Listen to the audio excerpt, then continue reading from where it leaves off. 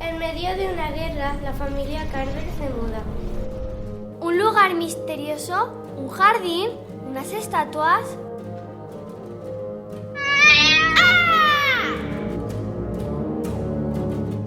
Alicia, Max y Roland forjan su amistad haciendo buceo. Los misterios del pasado despiertan. Caín vuelve a la vida para cerrar una deuda. Emoción, pasión, misterio, intriga. ¿Quieres resolver el misterio? Tendrás que leerlo. Sumérgete en la lectura.